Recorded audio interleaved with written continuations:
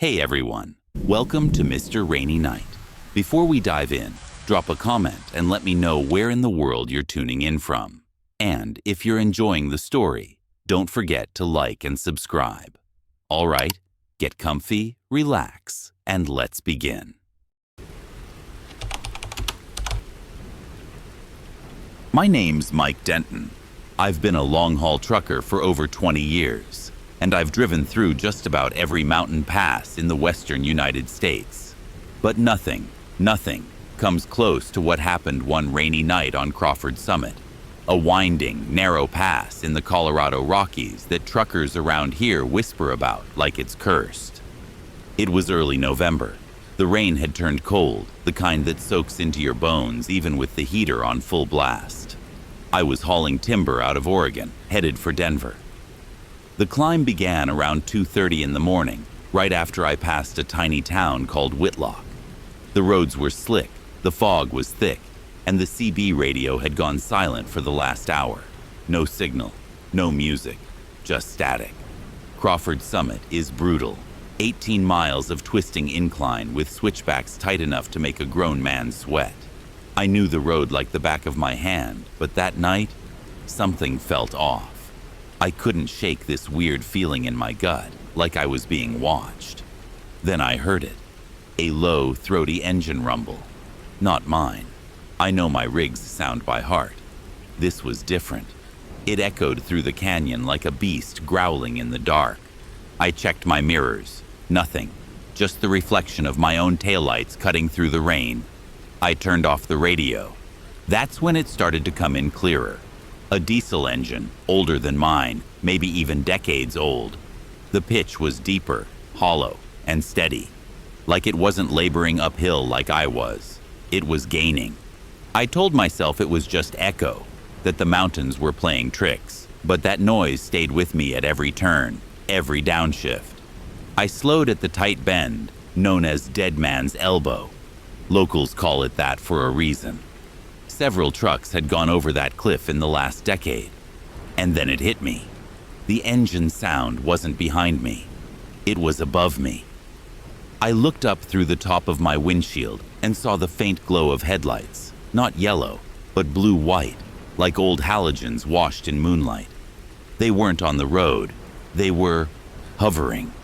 I took a deep breath, blinked hard, and glanced back in my mirrors again. Nothing. But that sound, that damned engine, it was getting louder, not echoing, not bouncing off rock walls, louder, like it was breathing down my neck. Then my radio crackled. At first, just static, but through the hiss, a voice broke in, distorted, fragmented, like it was struggling to get through layers of interference. Mile marker, 12. Don't let it catch you. My stomach dropped. No ID. No call sign. And that voice, it didn't sound like a dispatcher or another trucker. It sounded like it was coming from somewhere else entirely. A warning from beyond the fog. I instinctively looked down at my odometer, mile marker 11.6. The growl of the engine behind, or above me, now sounded close enough to rattle my trailer. I could hear the creak of suspension, the hiss of old air brakes, even the grind of gears. It was like an ancient rig was tailing me, invisible, but physically present. I downshifted and hugged the mountain wall, my headlights slicing through the misty night, useless against the thickening fog. Then came the next voice, clearer this time, urgent. Don't slow down. Don't look at it. The rain was coming down in sheets. My windshield wipers thumped wildly, barely keeping up. I tightened my grip on the wheel and pressed the pedal harder. The truck whined but obeyed. Suddenly, a flash of light in my passenger side mirror, then a shadow. At first, I thought it was a trick of the fog, but as I looked closer, something was there. A grille, wide and rusted, with cracked glass headlights, not behind me, not beside me, but floating parallel, as if it was cruising just above the canyon road, on an invisible path cut into the sky. My skin crawled. I could see part of the front bumper now, dented metal, streaked with dried mud. Or was that something else? There were symbols painted along the hood, not logos, not numbers, just markings. hand-painted, faded red. Then I saw the driver, or what was left of him, a pale, lifeless face behind a shattered windshield. He was staring straight ahead, but something told me he could see me. The radio came alive again, the voice now eerily calm. "You're on the same road he vanished on, in 78. 1978? My mind raced. There was a legend among older truckers, a guy named Ray Mercer who supposedly vanished up here hauling steel beams. No body, no wreck, just gone.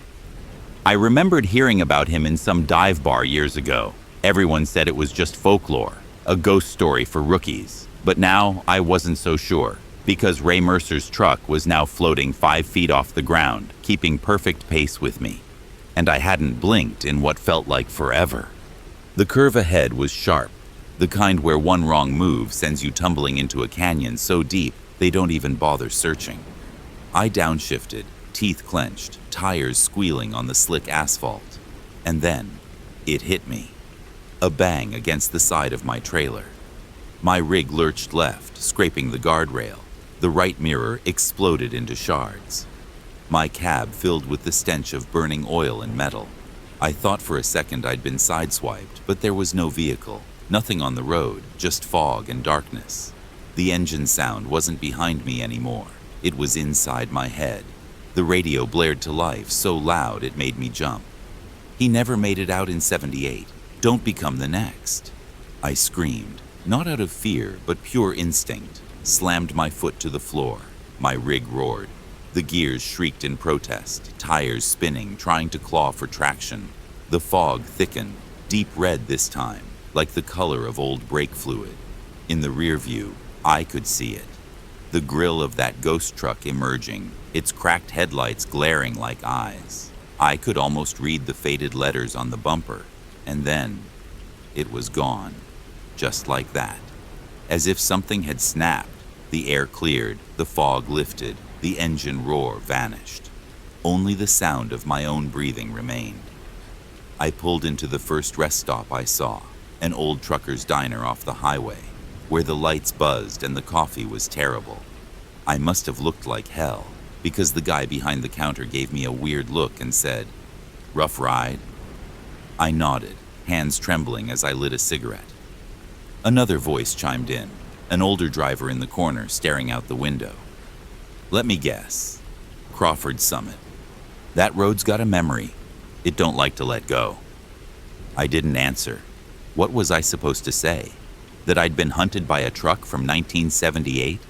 That I'd seen a dead man's face staring at me through fog that didn't obey the laws of physics? I finished my coffee in silence and left before sunrise. I made my delivery to Denver, on time somehow, but I never took that route again. And every now and then, when I drive at night and the fog rolls in just right, I turn off the radio, because sometimes, just sometimes, I still hear him. That engine, that voice. Don't let it catch you. They always tell you trucking's a lonely job. I used to think I liked the solitude. No bosses breathing down my neck, no coworkers chatting my ears off. Just me, my rig, and the road. But something changed a few months ago on a long-haul run through the Rockies. I had just picked up a refrigerated load from Boise and was headed down toward Denver. It was around 2 a.m., no other cars for miles. Just the steady hum of the engine and my headlights slicing through the mist, hanging low on the highway. That's when I noticed it. I was coming around a curve when I glanced at the rearview mirror. Just habit. And saw something that made my stomach twist. A shadow. Not just a vague blur or trick of light. No, this was the outline of a person sitting in the sleeper cab behind me. I could make out a head, shoulders, maybe even arms resting on their knees. I spun around instantly. No one. Just my pillow and sleeping bag, still rumpled from earlier. I laughed it off, told myself I was tired. Maybe the light caught something weird, my jacket hanging on the hook or a reflection. That's all it was. But 10 miles later, I glanced again, and there it was, still sitting there. I pulled off at the next turnout, some gravel patch just off the shoulder, empty as hell. I climbed out of the cab, flashlight in hand, opened the sleeper compartment from the outside. Nothing. No footprints, no broken locks, just cold air and my racing heart. I left the dome light on inside as I got back in the driver's seat. I figured, if someone is hiding back there, I'll see them in the mirror, lit up plain as day. But nothing showed, until I turned off the light again. When the cab went dark, the rear view lit up, not with a reflection, but with that same damn shadow, just faint enough to raise every hair on my neck. I drove the rest of that stretch in silence. No music, no radio chatter. Just the occasional glance at the mirror and the sense that someone was watching me from the back. At sunrise, I made it to a Flying J and parked for some rest. I told myself I needed sleep, that I was hallucinating, but I couldn't bring myself to lie down in the sleeper. Instead, I bought a dashboard cam at the truck stop and mounted it on the windshield, facing back toward the cabin. I didn't even know what I was hoping to prove. That night, after my delivery in Denver, I pulled into a motel lot and parked for a few hours. I decided to check the dashcam footage just to settle my nerves. For most of the video, it was normal. Me driving, yawning, sipping coffee. Nothing weird. Until the timestamp hit 3:13 a.m., somewhere between Aspen and Leadville. The screen flickered for a moment, static humming through the audio. Then the figure appeared. A full-bodied shadow, blacker than the darkness around it, standing upright right behind my seat. No face, no features, just a void. It was there for exactly 6 seconds. Then, gone. No movement, no fading. Just gone. I rewound it, played it again. Again. My hands were shaking. I didn't sleep that night either. I've told maybe 3 people about it since. They all laugh or say I was sleep deprived. Some say it's just pareidolia, seeing patterns in shadows, but none of them saw that footage. I deleted it the next morning. I don't know why. Maybe I didn't want to risk seeing it again. These days I still drive, still haul solo, but I keep a cloth over my rearview mirror at night. Because once you've seen something back there that shouldn't exist, you can't ever unsee it. My name is Eric Barnes. I've been driving freight between Phoenix and Salt Lake City for over a decade. I know every twist, pothole, and mile marker on Route 191, especially the stretch between Chinle and Moab.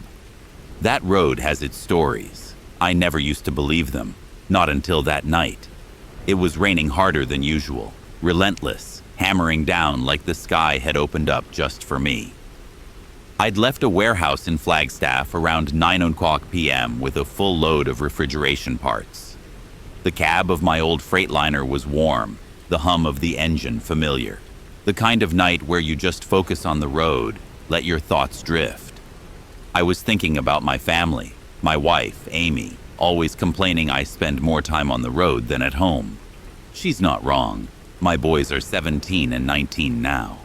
I've watched them grow up mostly through video calls and gas station souvenirs. Somewhere near mile marker 136, I spotted him, a lone figure, by the roadside, arms raised, soaked to the bone. Normally, I don't stop for hitchhikers. Not on that stretch. Not after everything I've heard. People vanishing without a trace, robberies, bodies found months later down in dry creek beds. Route 199 has a reputation, but something about this guy, maybe it was the storm or the way he looked at me, almost pleading. I slowed down. I tapped the horn once. He rushed over and climbed in without a word. He was tall, maybe mid-30s, wearing a dark jacket that dripped water all over the floor mat. But it wasn't just rain. There was something else. An odor, faint but sharp, like damp earth and rusted metal. He didn't even look at me, just muttered, "Thanks." I tried to strike up conversation. "Where are you headed?" He kept his eyes forward. Straight. His voice was low, dry, like someone who hadn't spoken in a long time. Fine by me. I've had my share of silent rides. We rolled on for a while, just the sound of rain hammering the windshield and the hum of the tires on wet asphalt. Then After maybe 15 minutes, he spoke again, barely above a whisper. "You ever wonder how many people go missing on this road?" I glanced at him sideways just for a second. His eyes were fixed on the dark highway ahead, unblinking. "I guess people disappear all over," I said, trying to keep my tone neutral, especially in the middle of nowhere like this. He gave a dry chuckle, no humor in it. "Not like this, not here." He started listing cases. A trucker who pulled over to change a flat tire and was never seen again. A young couple on a weekend road trip. Last ping from their phones was on this very stretch. A family driving through at night. Whole car gone. No signs of struggle. No accidents. Just vanished. Each story came with precise details. Names, car models, locations down to the mile marker. It didn't feel like he was repeating rumors. It felt like testimony.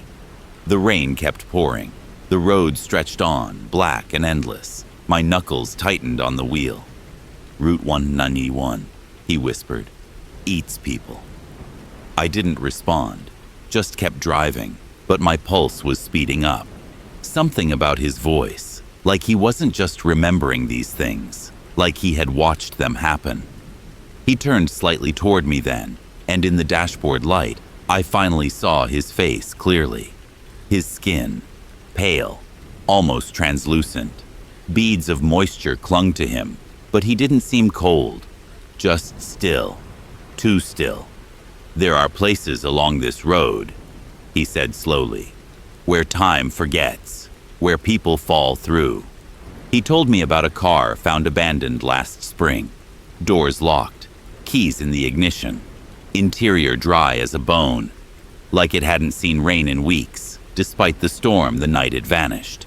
No fingerprints, no belongings, no bodies. I felt the chill creeping through my spine. My eyes darted to the passenger seat. He still wasn't blinking. He stared forward again. His voice dropped lower, like it wasn't meant for the living. "There's one story no one ever heard. No police reports, no news. Only I remember it, because I lived it." He began to speak names. A man, Charles. His wife, Maria. Their kids, Ben, Lila, and Drew. A family of 5 driving through the desert on their way to visit relatives in Utah. The way he spoke, it wasn't storytelling. It was remembering. We left early, real early, around 2 a.m. The kids were asleep in the back. Maria was beside me. I was driving. He paused. I realized my mouth had gone dry. Everything was fine, until I saw something move by the shoulder, something big, taller than the power poles. It didn't walk. It glided. Not animal, not human.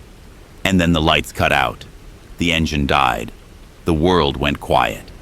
He turned his head toward me again, his voice barely a breath. When I woke up, they were gone. I swallowed hard. My palms were slick with sweat. I drove for miles trying to find someone. When I reached a town, I thought I was saved. But it was wrong, empty, outdated, like time had stopped decades ago. He raised a hand and pointed ahead through the windshield. "Right there, just past that ridge, that gas station." A flash of lightning illuminated the silhouette of an old rundown station up ahead. I turned toward him, shaken. "You said they were gone, but you made it. You survived." He finally looked me straight in the eye, and for the first time that night, I saw that his eyes had no reflection. The glow from the dash dimmed for a split second, just enough to blur his face in shadow.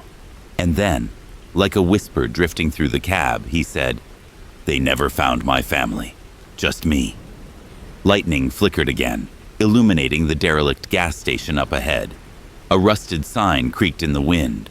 No lights, no signs of life. I waited for days, called out to them, but no one came. No one ever came. He pointed toward a large oak tree just past the station, its twisted limbs silhouetted against the dark sky. I couldn't live with what happened, so I ended it, right there.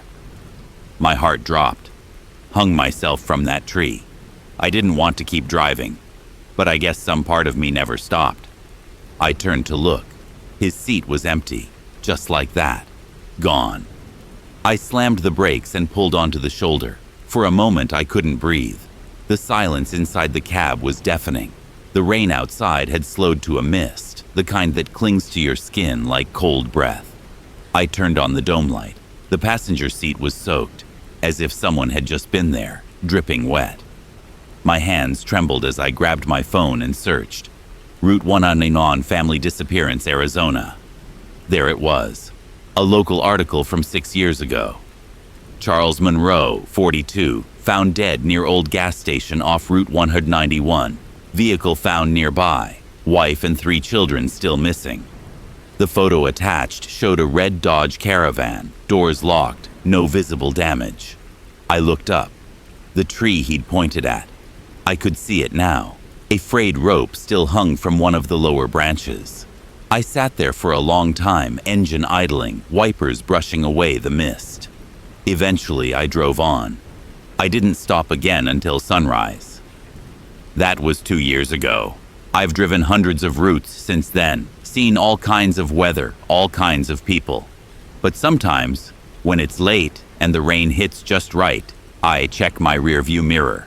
And I swear, just for a moment, I see a man standing by the roadside, soaked and pale, hand raised, asking for a ride.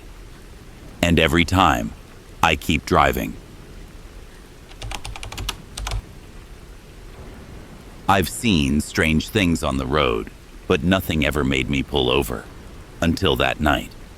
It was just past 2 a.m. and I was cruising through rural Oregon, Route 242, a narrow road winding through thick pine forests. I had the high beams on and the windows cracked to stay alert. There were no towns for miles, just forest on both sides, dark and endless. Then I saw it. A red light, just off the road, flickering between the trees. At first I thought it was a taillight. Maybe someone had run off the road, crashed into the forest. It wouldn't be the first time on these winding roads. I slowed down and leaned forward, trying to make it out through the trees. The light blinked again, dull, low to the ground, not moving. My gut told me to keep driving, but something about it didn't feel right to ignore. I eased the truck to the shoulder and flipped on the hazards. The forest around me was dead silent, except for the idling rumble of my engine. Grabbing my flashlight, I stepped out onto the damp asphalt. The light blinked again, maybe a mile into the trees. It pulsed, slow and dim, like an emergency flasher on its last battery. I climbed the small ridge off the road and pushed through the branches, careful not to trip on roots and stones. The air was colder here, the ground spongy. Pine needles stuck to my boots. As I got closer, the red light grew clearer, like a single tail light, cracked and dirty, glowing faintly in the dark. I finally stepped into a small clearing. There it was, a mangled car almost completely swallowed by the trees. An old Honda Civic, faded red paint scratched to hell, windshield shattered, and in the driver's seat, a shape slumped forward. I froze. Then I saw blood on the airbag. Jesus, I whispered, heart pounding. Whoever was in there wasn't moving. I fumbled for my phone, hands trembling. No signal. Figures. I sprinted back through the woods, stumbling on roots and sliding in damp leaves, flashlight bobbing wildly. When I reached the road and climbed into the cab, I hit the ignition and flipped the CB radio on, hoping someone nearby was listening. Breaker. This is Grady on Route 242, just east of Cold Creek Turnoff. I found a car crashed in the woods. Driver's not moving. I need emergency services out here, ASAP. A moment of static, then a response. Copy that, Grady. Sit tight. State Patrol's being dispatched now. ETA about 15 minutes. Relief washed over me. I turned off the engine and leaned back in the seat, eyes fixed on the trees. That red light blinked faintly through the brush. I was sure of it. Still there. 15 minutes dragged by like hours. Finally, flashing blue and red lit up the road as a cruiser pulled up behind me. 2 officers stepped out, older guy and a younger partner. They looked tired but alert. You the one who called it in? The older one asked. Yeah, about 50 yards into the trees, maybe more. Red Honda, smashed up bad. Driver looked unconscious. They followed me into the woods, flashlights in hand. We pushed through the thick underbrush and I moved by memory. It hadn't been far, but when we reached the clearing, there was nothing. No car, no red light, no broken glass, no tire tracks, not even bent ferns, just a silent, empty patch of forest. I looked around in disbelief, scanning the trees. No, it was right here. I saw it. I saw the blood, the broken windshield. You sure it wasn't further in? The younger cop asked, voice flat. I'm telling you, this is the spot. The older cop exchanged a look with him. There's been no reports of a missing vehicle around here, he said, and that stretch of road's been quiet all month. But the light? There's no power out here, son. No street lamps, no signals. My skin went cold. They looked around a few more minutes out of courtesy, but I could tell they didn't believe me.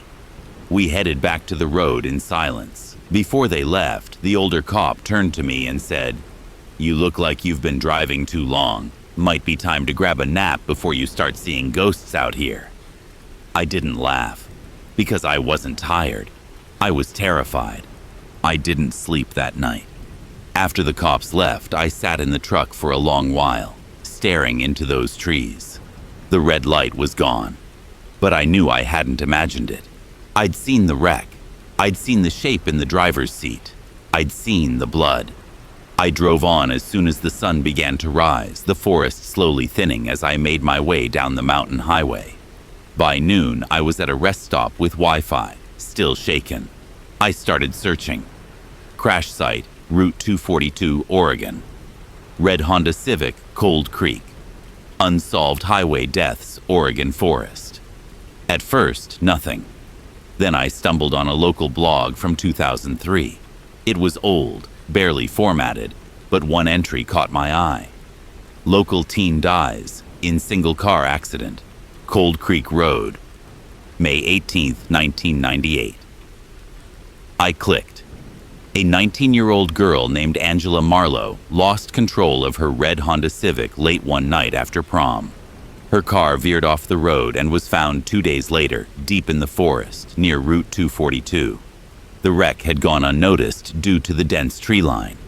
When searchers found her, she was already gone. But the strange part, locals claimed they still saw a flashing red light in that stretch of forest sometimes. Rangers investigated. Nothing ever found. The blog even had a grainy photo of the wreck, faded but unmistakable. A red Honda Civic, crumpled and overgrown. I sat frozen. It was the exact car I saw. Same shape, same position. I scrolled down. There were no updates, just a final sentence from the blogger. Some say Angela still tries to signal for help, hoping someone will see the light in time. That was 2 decades ago. But last night, someone did. Since then, I've taken a different route. I won't drive through Cold Creek again, not at night, not alone. But sometimes when I'm alone on a dark stretch of road, I see red flickers in the trees. And I wonder, was she trying to reach out? Or did I just happen to look the moment she wanted to be seen? My name's Tyler Grady. I've been hauling freight through the Southwest for over 12 years now, mostly on the I-40 corridor from California to Texas. It's a lonely life, but I've come to love the stillness of the desert highways, especially after dark. Fewer cars, fewer distractions, just the hum of the road and the steady thrum of my rig. One night, somewhere past midnight, I was heading eastbound through northern New Mexico. I'd been behind the wheel for close to 10 hours, longer than I should have been, honestly. My eyelids were heavy and my second thermos of coffee was doing nothing. I needed to stop, just for a bit, stretch my legs, breathe something that wasn't cab air and burnt diesel. Around mile marker 287, I spotted a flickering neon sign off the shoulder, a rest stop I didn't remember seeing before. But that wasn't unusual. There are dozens of little roadside stops out there that come and go like tumbleweeds. I took the exit. The road leading in was rough, cracked with weeds pushing through the asphalt. My headlights caught glimpses of an old building, a squat, faded structure with a crooked roof. Valley Vista Rest Stop, the sign said in flickering red letters. The lot was empty. No cars, no trucks, not even a vending machine hum. Still, the lights were on. That was good enough for me. I pulled in, parked near the building, and stepped out into the dry night air. It was oddly quiet. No wind, no insects, just silence. Even the usual buzz of the high-voltage lights was missing. As I approached the door, a faint sound came from inside, a radio crackling softly. Some old tune from the 50s. I couldn't make out the words, just that distant, grainy melody, like it was coming from another time entirely. I pushed open the glass door. It didn't squeak, it didn't creak, it just opened. And that's when I noticed something was wrong. Everything inside looked like it had been frozen in time. A small diner-style counter with stools, a magazine rack filled with travel guides from 1996, a vending machine labeled Crystal Pepsi, and dust. Dust on everything. Thick, undisturbed, like no one had walked through here in decades, except the lights were still on, and the radio was still playing. The air inside was wrong. Not just dusty, heavy, like it hadn't been breathed in years. The kind of air you find in sealed-off basements or forgotten attics. My boots left clear prints on the dusty linoleum floor. The dust was so thick it muffled the sound of my steps. Yet the radio kept playing. It sat on a shelf behind the counter, an old wood-paneled set with a cracked plastic dial, glowing faintly green. The song ended, replaced by static. Then, without warning, a voice came through.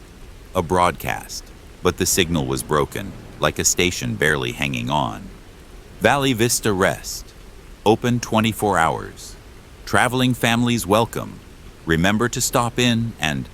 The voice cut out again, lost to the crackle of the airwaves. I walked toward the vending machines in the corner. Their lights were on, but the selection was bizarre.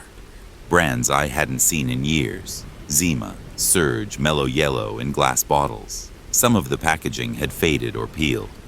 A Snickers bar dated 1995 sat behind the plastic. Something clanged in the back. I froze.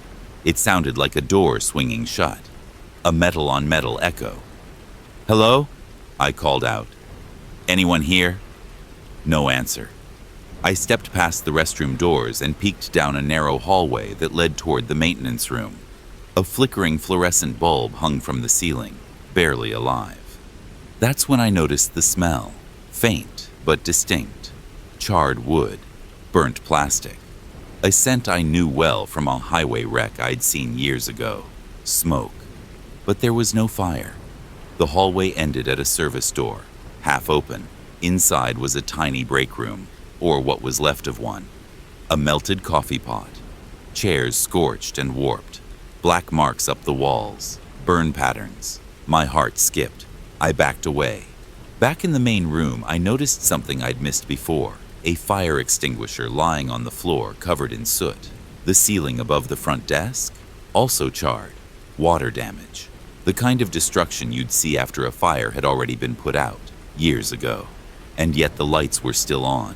The radio still played. I took out my phone. No signal. Of course. I snapped a picture of the vending machine, just to document how strange it all was. But when I checked the screen, nothing was there, just black. Every photo I took came out pitch dark, like the lens had been covered. My nerves were raw now. I turned to leave. But just as I reached the glass doors, they wouldn't open. The automatic sensor didn't respond, and when I tried to push them manually, nothing, locked tight. That's when the radio behind the counter clicked again. Valley Vista Rest burned to the ground on August 14, 1997. No survivors, cause still unknown. I stood frozen. That wasn't music, that was a news report. Static followed, then silence. I turned around slowly. The lights above me began to dim, one by one. I didn't wait for the last bulb to go dark.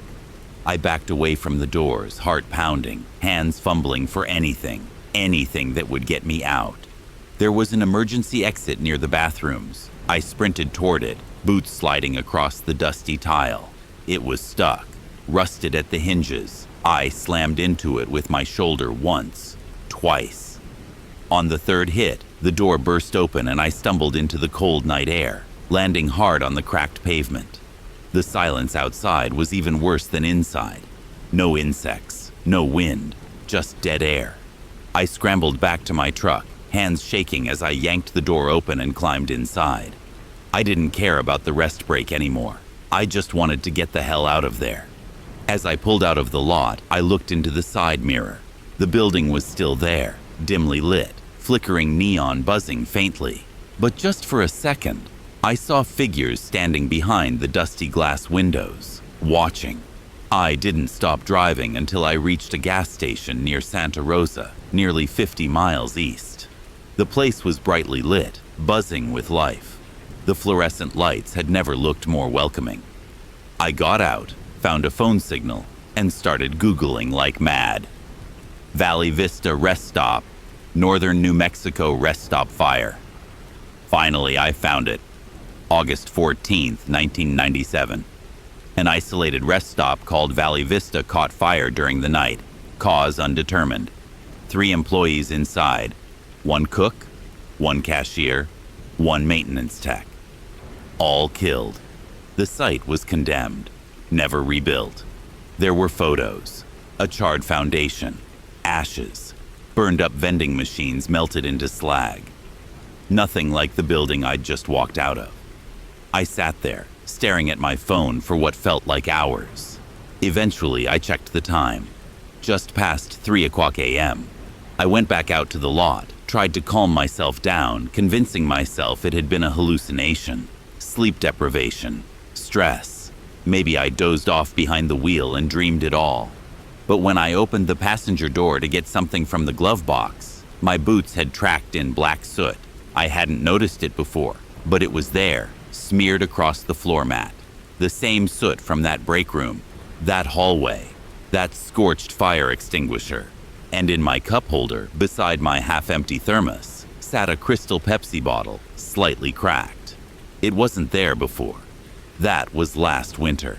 I still take I-40, but I don't stop on that stretch anymore. Not near mile marker 287. Not even if I'm dead tired. And if I ever see a neon sign flickering in the distance, playing old music from another time, I keep driving, and I don't look back.